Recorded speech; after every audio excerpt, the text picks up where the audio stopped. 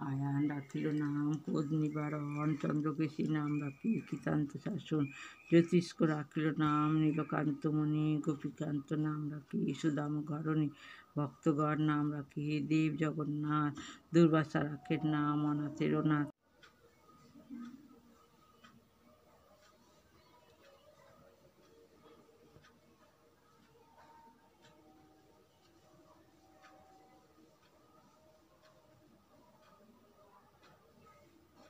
তোমাদের সকলকে শুভ জন্মাষ্টমীর অনেক অনেক শুভেচ্ছা ও ভালোবাসা।